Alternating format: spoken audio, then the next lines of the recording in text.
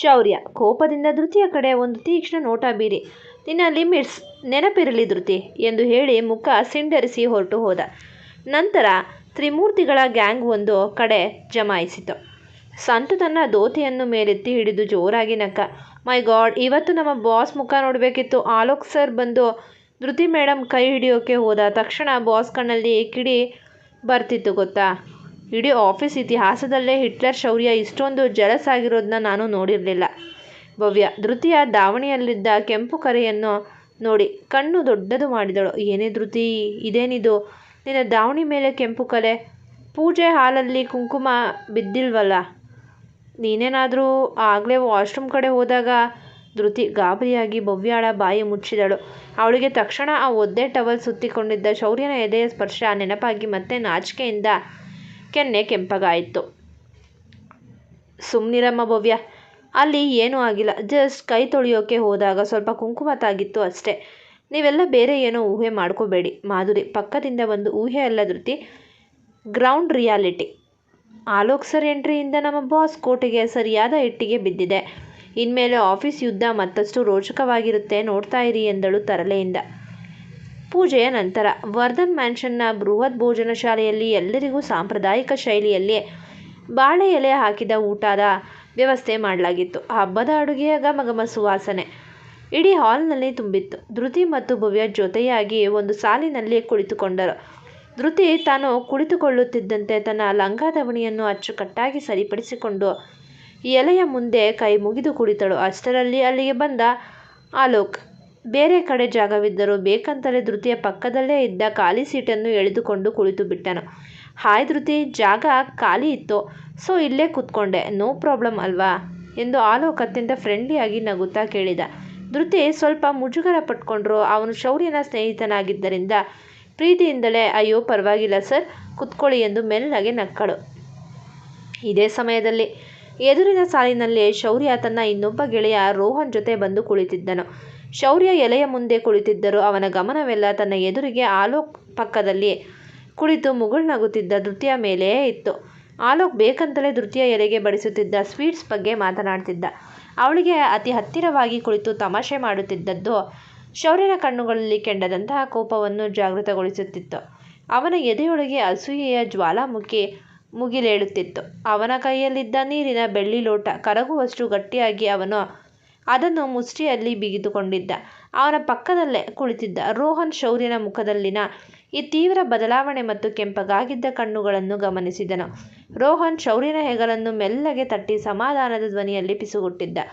ಶೌರ್ಯ, cool man, ಇದೇನು ನಿನ್ನ ಮುಖ ಪೂರ್ತಿ ಕೆಂಪಗಾಗಿದೆ? ಆಲೋಕ್, ಜಸ್ಟ್ ಆ ಹುಡುಗಿ ಜೊತೆ ನಾರ್ಮಲ್ ಆಗಿ ಮಾತಾಡ್ತಿದ್ದೇನೆ ಅಷ್ಟೇ. ನೀನ್ಯಾಕೆ ಇಷ್ಟೊಂದು ಹೈಪರ್ ಆಗಿದ್ದೀಯಾ? ಎಲೆಯ ಮುಂದೆ ಕುಳಿತಿದ್ದೀಯಾ, ಮೊದಲು ಊಟ ಮಾಡು ಎಂದು ಸಮಾಧಾನ ಮಾಡಲು ಯತ್ನಿಸಿದ್ದ. ಆದರೆ ಶೌರ್ಯನಿಗೆ ರೋಹನ್ ಮಾತುಗಳು ಕಿವಿಗೆ ಬೀಳುತ್ತಿರಲಿಲ್ಲ.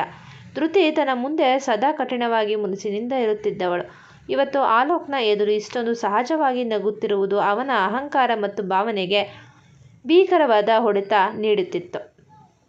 ಊಟ ಮುಗಿದ ತಕ್ಷಣ ಎಲ್ಲರೂ ಕೈ ತೊಳೆದುಕೊಂಡು ಹಾಲಿನ ಕಡೆಗೆ ನಡೆಯುತ್ತಿದ್ದರು. ಧೃತಿ ಕೂಡ ಎಲೆಯಿಂದ ಎದ್ದು ಕೈ ತೊಳೆಯಲು ಕಾರಿಡಾರ್ ಕಡೆಗೆ ಹೊರಟಳು. ಅವಳು ಕಾರಿಡಾರ್ನ ನಿಶ್ಶಬ್ದ ಜಾಗಕ್ಕೆ ಬರುತ್ತಿದ್ದಂತೆ ಹಿಂದಿನಿಂದ ಬಂದ ಶೌರ್ಯ ಬಿರುಗಾಳಿಯಂತೆ ಅವಳ ಹಾದಿಗೆ ಅಡ್ಡಲಾಗಿ ಬಂದು ನಿಂತನು. ಅವನ ಮುಖದಲ್ಲಿ ಎಂದೂ ಇರದಂತಹ ಭೀಕರವಾದ ಕ್ರೋಧ ಮತ್ತು ತಿರಸ್ಕಾರ ಎದ್ದು ಕಾಣ್ತಿತ್ತು.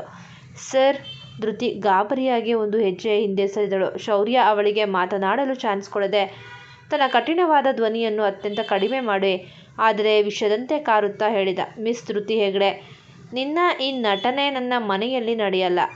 Got it? ಬಿಡದಿಯ ಕಾಡಿನಲ್ಲಿ ನಾನೇನೋ ನಿನ್ನ ಮೇಲೆ ಕರುಣೆ ತೋರಿಸಿ ಜೀವ ಕಾಪಾಡಿದ್ದಕ್ಕೆ ನೀನು ನನ್ನ ಫ್ರೆಂಡ್ ಆಲೋಕ್ ಜೀವನವನ್ನು ಹಾಳು ಮಾಡಿ ಅವನ ಆಸ್ತಿಯನ್ನೇ ಬರೆಸಿಕೊಳ್ಳೋಕೆ ಪ್ಲಾನ್ ಮಾಡ್ತಿದ್ದೀಯಾ? ಧೃತಿಯ ಇಡೀ ಪ್ರಪಂಚವೇ ಒಂದು ಕ್ಷಣ ಸ್ತಬ್ಧವಾಯಿತು. ಸರ್, ನೀವು ಏನು ಮಾತಾಡ್ತಿದ್ದೀರಾ ಅಂತ ನಿಮ್ಗಾದರೂ ಅರ್ಥವಾಗ್ತಿದೆಯಾ? ಅವಳ ಧ್ವನಿ ನಡುಗಿತು. ಶೌರ್ಯ ಕುಹುಕಾಗಿ ನಗುತ್ತಾ ಅವಳ ಹತ್ತಿರ ಬಂದು ಕಣ್ಣುಗಳನ್ನು ಕಿರಿದುಗೊಳಿಸಿ ಹೇಳಿದ, ಚೆನ್ನಾಗಿ ಅರ್ಥ ಆಗ್ತಿದೆ ಧೃತಿ. ನಿನ್ನಂಥ ಮಧ್ಯಮ ವರ್ಗದ ಹುಡುಗಿಯರ ಅಸಲಿ ಬುದ್ಧಿ ಏನು ಅಂತ ಇವತ್ತು ನನಗೆ ಪಕ್ಕಾ ಗೊತ್ತಾಯಿತು. ನನ್ನ ಬೆಸ್ಟ್ ಫ್ರೆಂಡ್ ಆಲೋಕ್ ಎಷ್ಟು ದೊಡ್ಡ ಕೋಟ್ಯಾಧೀಶ ಅನ್ನೋದು ನಿನಗೆ ಚೆನ್ನಾಗಿ ಗೊತ್ತು. ಅದಕ್ಕೆ ಪೂಜೆಯ ನೆಪದಲ್ಲಿ ಇಲ್ಲಿಗೆ ಬಂದು ಇವತ್ತು ಊಟದ ಸಾಲಿನಲ್ಲಿ ಅವನ ಪಕ್ಕದಲ್ಲೇ ಕುಳಿತುಕೊಂಡು ಮುಗುಳ್ನಗುತ್ತಾ ಅವನನ್ನು ಬುಟ್ಟಿಗೆ ಹಾಕಿಕೊಳ್ಳೋಕೆ ಟ್ರೈ ಮಾಡ್ತಿದ್ದೀಯಾ? ಧೃತಿಯ ಕಣ್ಣುಗಳು ಆಘಾತದಿಂದ ದೊಡ್ಡದಾದವು. ಅವಳ ಸ್ವಾಭಿಮಾನಕ್ಕೆ ಶೌರ್ಯ ಅತ್ಯಂತ ಭೀಕರವಾಗಿ ಚೂರಿ ಹಾಕಿದ್ದನು.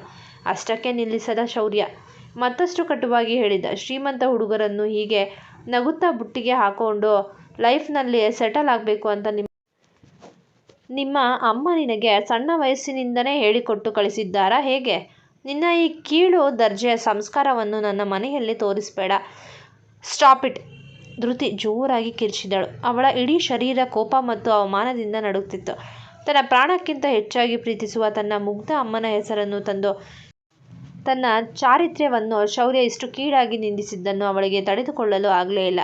ಅವಳ ಕಣ್ಣುಗಳಿಂದ ಬಿಸಿ ಬಿಸಿ ಕಣ್ಣೀರು ಧಾರಾಕಾರವಾಗಿ ಕೆನ್ನೆಯ ಮೇಲೆ ಜಾರಿ ಅವಳ ಹಳದಿ ದಾವಣಿಯ ಮೇಲೆ ಬೀಳಲು ಶುರು ಮಾಡಿತ್ತು. ಶೌರ್ಯವರ್ಧನ್ ಸರ್.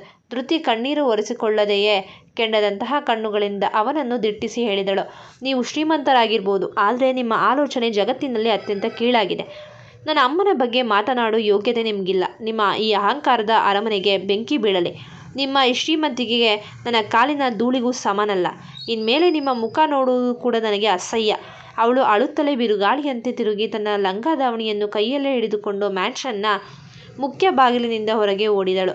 ಹಾಲಿನಲ್ಲಿ ಧೃತಿಗಾಗಿ ಕಾಯುತ್ತಿದ್ದ ಭವ್ಯ ಮತ್ತು ಸಂತು ಧೃತಿ ಕಣ್ಣೀರು ಹಾಕುತ್ತಾ ಮನೆಯಿಂದ ಹೊರಗೆ ಓಡಿ ಹೋಗಿದ್ದನ್ನು ನೋಡಿ ದಂಗಾದರು. ಧೃತಿ, ಏನಾಯ್ತೇ ನಿನಗೆ ಅಂತ ಭವ್ಯ ಜೋರಾಗಿ ಕೂಗುತ್ತಾ ಅವಳ ಹಿಂದೆ ಓಡಲು ಶುರು ಮಾಡಿದಳು. ಸಂತು ಕೂಡ ಆತಂಕದಿಂದ ಅವಳನ್ನು ಹಿಂಬಾಲಿಸಿದ್ದ. ಶೌರ್ಯ ಕಾರಿಡಾರ್ನಿಂದ ಕೋಪದಿಂದ ಕೈ ಮುಷ್ಟಿ ಬಿಗಿದು ಹಿಡಿದುಕೊಂಡು ಹೊರಗೆ ಬಂದಾಗ ಅಲ್ಲಿ ನಿಂತಿದ್ದ ಆಲೋಕ್ ಅವನ ಎದುರು ಬಂದು ನಿಂತನು. ಆಲೋಕ್ನ ಮುಖದಲ್ಲಿ ಯಾವುದೇ ಆತಂಕವಿರಲಿಲ್ಲ. ಬದಲಿಗೆ ಶೌರ್ಯನ ಈ ಭೀಕರವಾದ ಅಸೂಯೆ ಮತ್ತು ರಿಯಾಕ್ಷನ್ ನೋಡಿ ಅವನಿಗೆ ಕಥೆಯ ಸಂಪೂರ್ಣ ಸತ್ಯ ಏನೆಂದು ಅರ್ಥವಾಗಿ ಹೋಗಿತ್ತು.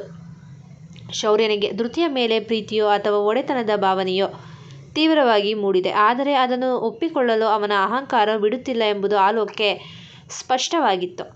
ಆಲೋಕ್ ಶೌರ್ಯನ ಮುಖದ ಮುಂದೆಯೇ ತನಗೆ ತಿಳಿಯದಂತೆ ಒಂದು ಸಣ್ಣ ಚಿಕ್ಕ ನಗು ನಕ್ಕು ಕಣ್ಣು ಹೊಡೆದು ಹೇಳಿದ, ಶೌರ್ಯ, ಕೋಪದಲ್ಲಿ ನೀನು ಆ ಹುಡುಗಿಗೆ ತುಂಬ ದೊಡ್ಡ ಅವಮಾನ ಮಾಡಿಬಿಟ್ಟೆ ಮಗನೆ.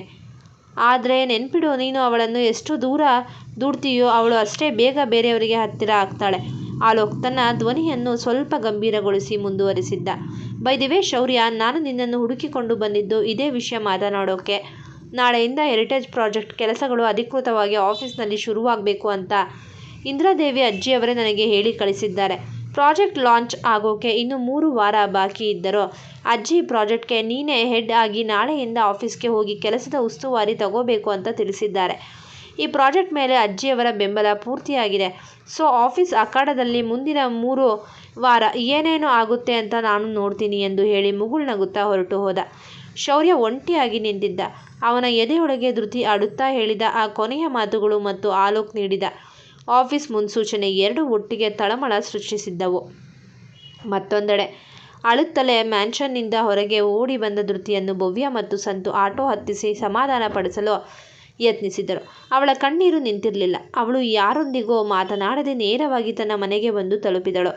ಬಾಗಿಲು ತೆರೆದು ಒಳಗೆ ಬರುತ್ತಿದ್ದಂತೆ ಕಿಚನ್ನಲ್ಲಿದ್ದ ಅಮ್ಮ ಸುಮಾ ಮಗಳ ಮುಖ ನೋಡಿ ಗಾಬರಿಯಾದರು. ಧೃತಿಯ ಕಣ್ಣುಗಳು ಅತ್ತು ಕೆಂಪಾಗಿದ್ದವು. ಮುಖ ಸಂಪೂರ್ಣವಾಗಿ ಬಾಡಿ ಹೋಗಿತ್ತು. ಲಡ್ಡು, ಏನಾಯ್ತು ಮಗಳೇ? ಪೂಜೆಗೆ ಹೋದವಳು ಇಷ್ಟೊಂದು ಬೇಗ ಯಾಕೆ ಬಂದೆ? ಯಾಕೆ ಮುಖ ಹೀಗಾಗಿದೆ? ಸುಮಾ ಕೈಯಲ್ಲಿದ್ದ ಕೆಲಸ ಬಿಟ್ಟು ಓಡಿ ಬಂದರು.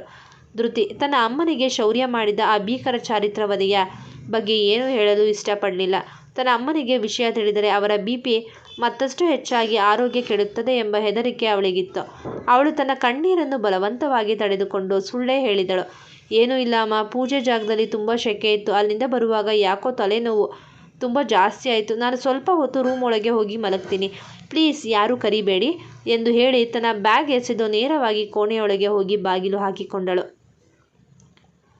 ಹಾಸಿಗೆಯ ಮೇಲೆ ಮುಖ ಮುಚ್ಚಿಕೊಂಡು ಮಲಗಿದ್ದ ಧೃತಿಗೆ ಶೌರ್ಯ ಆಡಿದ ಆ ಪ್ರತಿಯೊಂದು ಕಟು ಮಾತುಗಳು ಕಿವಿಯಲ್ಲಿ ಜೇಂಕಾರ ನೀಡಿ ಚುಚ್ಚುತ್ತಿದ್ದವು. ಶ್ರೀಮಂತ ಹುಡುಗರನ್ನು ಬುಟ್ಟಿಗೆ ಹಾಕಿಕೊಳ್ಳೋಕೆ ನಿಮ್ಮ ಅಮ್ಮ ಹೇಳಿಕೊಟ್ಟಿದ್ದಾರಾ? ಈ ಒಂದು ವಾಕ್ಯ ಅವಳ ಇಡೀ ಅಸ್ತಿತ್ವವನ್ನೇ ಕೆಣಕಿತ್ತು. ಕೋಪ ಮತ್ತು ಅವಮಾನದ ಜ್ವಾಲೆಯಲ್ಲಿ ಬೆಂದ ಧೃತಿ ಬೆಳಗಿನ ಜಾವ ಒಂದು ದೃಢ ನಿರ್ಧಾರಕ್ಕೆ ಬಂದಳು. ಇಂತಹ ಕೀಳು ಆಲೋಚನೆಯ ಮನುಷ್ಯನ ಕೈ ಕೆಳಗೆ ನಾನು ಒಂದು ಕ್ಷಣವೂ ಕೆಲಸ ಮಾಡಲ್ಲ. ನಾಳೆ ಬೆಳಗ್ಗೆನೇ ನನ್ನ ರೆಸಿಗ್ನೇಷನ್ ಲೆಟರ್ ಅವನ ಮುಖಕ್ಕೆ ಎಸೆದು ಬರ್ತೀನಿ ಎಂದು ನಿರ್ಧರಿಸಿದ್ದಳು. ಮಾರನೇ ದಿನ ಬೆಳಿಗ್ಗೆ 9 ಗಂಟೆಗೆ ಧೃತಿ ತನ್ನ ಬ್ಯಾಗ್ನಲ್ಲಿ ರಾಜೀನಾಮೆ ಪತ್ರವನ್ನು ಇಟ್ಟುಕೊಂಡು ಅತ್ಯಂತ ಗಂಭೀರವಾಗಿ ವರ್ಧನ್ ಆಫೀಸ್ನ 10ನೇ ಮಹಡಿಯ CEO ಕ್ಯಾಬಿನ್ ಬಾಗಿಲು ತಟ್ಟಿದ್ದಳು. ಕಮೀನ್ ಒಳಗಿಂದ ಶೌರ್ಯನ ಖಡಕ್ ಧ್ವನಿ ಕೇಳಿಸಿತ್ತು. ಧೃತಿ ಒಳಗೆ ಹೋದಾಗ ಶೌರ್ಯ ತನ್ನ ಸೂಟ್ ಧರಿಸಿ ಕುಳಿತಿದ್ದ. ಅವನ ಕಣ್ಣುಗಳಲ್ಲಿ ನಿನ್ನೆಯ ಘಟನೆಯ ಬಿಸಿ ಇನ್ನೂ ಹಾಗೇ ಇತ್ತು. ಧೃತಿ ಯಾವುದೇ ಸೌಜನ್ಯದ ಮಾತುಗಳನ್ನಾಡದೆ ನೇರವಾಗಿ ತನ್ನ ಬ್ಯಾಗ್ನಿಂದ ರೆಸಿಗ್ನೇಷನ್ ಲೆಟರ್ ತೆಗೆದು ಅವನ ಟೇಬಲ್ ಮೇಲೆ ಜೋರಾಗಿ ಎಸೆದಳು. ನನ್ನ ರಾಜೀನಾಮೆ ಪತ್ರ ಸರ್. ಇಂದಿನಿಂದ ನಾನು ಈ ಕಂಪನಿಗೆ ಕೆಲಸ ಮಾಡಲ್ಲ. ನಿಮ್ಮ ಈ ನರಕದಂತಹ ಆಫೀಸ್ನಲ್ಲಿ ಇರೋದಕ್ಕಿಂತ ಗೌರವದಿಂದ ಸಾಯೋದು ಮೇಲು ಎಂದಳು. ಧೃತಿ ಕೆಂಡದಂತಹ ಕಣ್ಣುಗಳಿಂದ ಅವನನ್ನು ದಿಟ್ಟಿಸಿ. ಶೌರ್ಯ ಆ ಲೆಟರ್ ಅನ್ನು ಒಮ್ಮೆಯೂ ಮುಟ್ಟದೆ ಕೂಕಾಗಿ ನಗುತ್ತಾ ಚೇರ್ನಿಂದ ಎದ್ದು ನಿಂತನು. ಅವನು ಟೇಬಲ್ ಮೇಲಿದ್ದ ಇನ್ನೊಂದು ದಪ್ಪನೆಯ ಲೀಗಲ್ ಫೈಲ್ ಅನ್ನು ಎತ್ತಿ ಅವಳ ಮುಖದ ಮುಂದೆ ಎಸೆದನು. ಮಿಸ್ ಧೃತಿ ಹೆಗಡೆ, ರಾಜೀನಾಮೆ ಕೊಡೋ ಮುನ್ನ ಈ ಆಫೀಸ್ ಅಗ್ರಿಮೆಂಟನ್ನು ಒಮ್ಮೆ ಓದಿಕೊಂಡರೆ ಒಳ್ಳೆಯದು ಎಂದ ಶೌರ್ಯ ತಣ್ಣಗಿನ ಧ್ವನಿಯಲ್ಲಿ. ಧೃತಿ ಆಶ್ಚರ್ಯದಿಂದ ಫೈಲ್ ಓಪನ್ ಮಾಡಿದಳು. ಅದರಲ್ಲಿದ್ದ ಹೈಲೈಟ್ಸ್ ಆಗಿದ್ದ ಆ ಒಂದು ಕ್ಲಾಸ್ ಅನ್ನು ನೋಡಿದ ತಕ್ಷಣ ಅವಳ ಇಡೀ ಪ್ರಪಂಚವೇ ಒಂದು ಕ್ಷಣ ಶೂನ್ಯವಾಗಿತ್ತು. ಕಾಲುಗಳ ಕೆಳಗಿನ ಭೂಮಿ ಜಾರಿದಂತಾಗಿತ್ತು.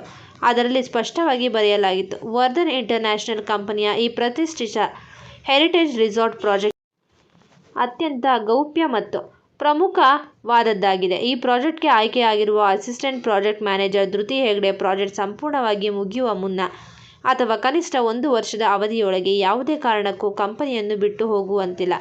ಒಂದು ವೇಳೆ ನಿಯಮ ಉಲ್ಲಂಘಿಸಿ ಕೆಲಸದಿಂದ ಬಿಟ್ಟು ಹೋದರೆ ಕಂಪನಿಗೆ ಉಂಟಾಗುವ ತಾಂತ್ರಿಕ ನಷ್ಟಕ್ಕಾಗಿ ಬರೋಬ್ಬರಿ 50 ಲಕ್ಷ ರೂಪಾಯಿ ಕಾಂಪನ್ಸೇಷನ್ ಪಾವತಿ ಮಾಡಬೇಕಾಗುತ್ತದೆ. ಧೃತಿ ಆಘಾತದಿಂದ ಫೈಲ್ ಹಿಡಿದು ಕೈ ನಡುಗುತ್ತಾ ಶೌರ್ಯನ ಮುಖ ನೋಡಿದಳು. ಅವಳು ಕೆಲಸಕ್ಕೆ ಸೇರುವ ಮೊದಲ ದಿನ ಗಾಬರಿಯಾಗಲಿ ಸಹಿ ಹಾಕಿದ್ದ ಆ 100 ಪೇಪರ್ಗಳ ನಡುವೆ ಶೌರ್ಯ ಈ ಕರಾರಿನ ಜಾಲವನ್ನು ಹೆಣೆದಿದ್ದನು. ಇದು ಮೋಸ. ನಾನು ಸೈನ್ ಮಾಡುವಾಗ ಈ ಕಂಡೀಷನ್ ಇರಲಿಲ್ಲ. ಧೃತಿ ಕಿರುಚಿದಳು. ಶೌರ್ಯ ಅವಳ ತೀಷ್ಟ ಹತ್ತಿರ ಬಂದು ತನ್ನ ಅಹಂಕಾರದ ಆ ರಾಯಲ್ ಗತ್ನಲ್ಲಿ ಹೇಳಿದ, ಇದು ಬಿಸ್ನೆಸ್ ಮಿಸ್ ಧೃತಿ. ನೀನು ಸಹಿ ಹಾಕಿರೋ ಪ್ರತಿಯೊಂದು ಪೇಪರ್ ಮೇಲೂ ನಿನ್ನದೇ ಹೆಬ್ಬೆರಳಿನ ಗುರುತು ಇದೆ. ಈಗ ಹೇಳು, ನಿನ್ನ ಹತ್ತಿರ ಈ ಆಫೀಸ್ ಬಿಟ್ಟು ಹೋಗೋಕೆ 50 ಲಕ್ಷ ರೂಪಾಯಿ ಇದೆಯಾ?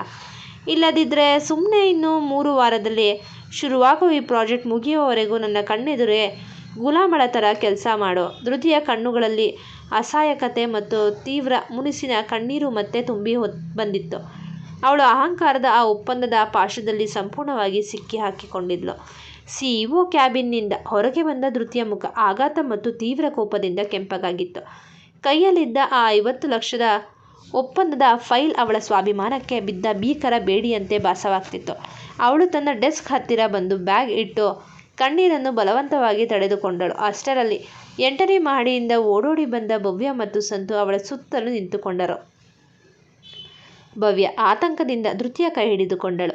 ಧೃತಿ, ನಿನ್ನೆ ಮ್ಯಾನ್ಷನ್ನಿಂದ ಅಳುತ್ತಾ ಓಡಿ ಹೋದಾಗಿನಿಂದ ನಮಗೆ ಜೀವನೇ ಇರಲಿಲ್ಲ ಕಣೆ. ಏನಾಯಿತು? ಆ ಹಿಟ್ಲರ್ ಶೌರ್ಯ ಮತ್ತೆ ನಿನಗೆ ಏನಾದರೂ ಅನ್ನ? ಪ್ಲೀಸ್ ಹೇಳೆ ಎಂದು ಬಲವಂತ ಮಾಡಿದಳು. ಧೃತಿ ನಿನ್ನೆಯ ಆ ಭೀಕರ ಅವಮಾನದ ಕಥೆಯನ್ನು ಗೆಳೆಯರ ಮುಂದೆ ಹೇಳಲು ಇಷ್ಟಪಡಲಿಲ್ಲ. ಶೌರ್ಯ ತನ್ನ ತಾಯಿಯ ಹೆಸರನ್ನು ತಂದು ನಿಂದಿಸಿದ್ದನು ನೆನೆದರೆ ಅವಳಿಗೆ ಈಗಲೂ ಶರೀರ ನಡುಗ್ತಿತ್ತು. ಅವಳು ದೃಢವಾಗಿ ನಿಟ್ಟುಸಿರು ಬಿಟ್ಟು, ಭವ್ಯ, ಸಂತು ಸರ್, ನಿನ್ನೆ ಏನೂ ಆಗಿಲ್ಲ. ಜಸ್ಟ್ ವೈಯಕ್ತಿಕವಾಗಿ ನಮ್ಮಿಬ್ಬರ ನಡುವೆ ಸಣ್ಣದೊಂದು ವಾದ ಆಯಿತು ಅಷ್ಟೇ. ನಾನೀಗ ಚೆನ್ನಾಗಿದ್ದೀನಿ. ದಯವಿಟ್ಟು ಆ ವಿಷಯ ಬಿಟ್ಬಿಡಿ ಎಂದು ಫೈಲ್ ಓಪನ್ ಮಾಡಿದಳು. ಭವ್ಯ ಮತ್ತು ಸಂತು ಧೃತಿ ಏನನ್ನೋ ಮುಚ್ಚಿಡುತ್ತಿದ್ದಾಳೆ ಎಂದು ಅರಿತರು. ಅವಳ ಮನಸ್ಸಿಗೆ ನೋವು ಮಾಡಬಾರದೆಂದು ಸುಮ್ಮನಾದರು. ಆದರೆ ಧೃತಿ ತನ್ನ ಮನಸ್ಸಿನಲ್ಲೇ ಶೌರ್ಯನ ಕ್ಯಾಬಿನ್ ಕಡೆ ನೋಡಿ ಹಲ್ಲು ಕಡಿದು ಅಂದುಕೊಂಡಳು, ನನ್ನ ಬಗ್ಗೆ, ನನ್ನ ಅಮ್ಮನ ಸಂಸ್ಕಾರದ ಬಗ್ಗೆ ಅಷ್ಟೊಂದು ಕೆಟ್ಟದಾಗಿ ಮಾತಾಡ್ತೀಯಾ ಶೌರ್ಯವರ್ಧನ್? ಈ 50 ಲಕ್ಷದ ಅಗ್ರಿಮೆಂಟ್ ತೋರಿಸಿ ನನ್ನನ್ನು ಕಟ್ಟಿ ಹಾಕ್ಬೋದು ಅಂದ್ಕೊಂಡಿದ್ಯಾ? ಇನ್ಮೇಲೆ ಈ ಧೃತಿಯ ಅಸಲಿ ಆಟ ನೋಡು. ನಿನ್ನ ಈ ಅಹಂಕಾರದ ಬೆಟ್ಟವನ್ನು ಇದೇ ಆಫೀಸ್ನಲ್ಲಿ ಮಣ್ಣು ಮುಕ್ಕಿಸದಿದ್ದರೆ ನನ್ನ ಹೆಸರು ಧೃತಿ ಅಲ್ಲ. ಅಷ್ಟರಲ್ಲಿ ಲಿಫ್ಟ್ ಬಾಗಿಲು ತೆರೆಯಿತು. ಇಡೀ ಆಫೀಸ್ನ ಹುಡುಗಿಯರ ಗಮನವೆಲ್ಲ ಆ ಕಡೆ ತಿರುಗಿತು. ಅತ್ಯಂತ ಸ್ಟೈಲಿಶ್ ಆಗಿ ಡಿಸೈನರ್ ಸೂಟ್ ಧರಿಸಿ ಕಣ್ಣಿಗೆ ಸನ್ಗ್ಲಾಸ್ ಹಾಕಿ ಆಲೋಕ್ ರಾಯಲ್ ಗತ್ನಲ್ಲಿ ಫ್ಲೋರ್ ಒಳಗೆ ಎಂಟ್ರಿ ಕೊಟ್ಟನು. ಹೆರಿಟೇಜ್ ಪ್ರಾಜೆಕ್ಟ್ಗೆ ಅಜ್ಜಿಯ ಬೆಂಬಲ ಪೂರ್ತಿಯಾಗಿ ಇದ್ದಿದ್ದರಿಂದ ಇಂದಿನಿಂದ ಆಫೀಸ್ನಲ್ಲಿ ಪ್ರಾಜೆಕ್ಟ್ ಕೆಲಸಗಳನ್ನು ವೀಕ್ಷಿಸಲು ಅವನು ಅಧಿಕೃತವಾಗಿ ಬಂದಿದ್ದನು. ಆಲೋಕ್ ಕ್ಯಾಬಿನ್ ಒಳಗಿದ್ದ ಶೌರ್ಯನ ಕಡೆ ಒಮ್ಮೆ ನೋಡಿ ತನ್ನ ವಿಶಿಷ್ಟವಾದ ಆ ಚಿಕ್ಕ ನಗುವನ್ನು ಬೀರಿ ನೇರವಾಗಿ ಧೃತಿ ಕುಳಿತಿದ್ದ ಡೆಸ್ಕ್ ಕಡೆಗೆ ಹೆಜ್ಜೆ ಇಟ್ಟನು. Good morning Dhriti beautiful. Alok ತನ್ನ ಸನ್ಗ್ಲಾಸ್ ತೆಗೆದು ಅತ್ಯಂತ ಮೃದುವಾಗಿ ಸ್ವಾಗತಿಸಿದ. ಧೃತಿ ತನ್ನ ಸೀಟ್ನಿಂದ ಎದ್ದು ನಿಂತಳು. ಅವಳಿಗೆ ಶೌರ್ಯ ತನ್ನ ಕ್ಯಾಬಿನ್ನ ಗ್ಲಾಸ್ ಡೋರ್ ಮೂಲಕ ತನಗೆ ತಿಳಿಯದಂತೆ ತಮ್ಮನ್ನೇ ತೀಕ್ಷ್ಣವಾಗಿ ಗಮನಿಸುತ್ತಿರುವುದು ಸ್ಪಷ್ಟವಾಗಿ ಕಾಣಿಸ್ತಿತ್ತು.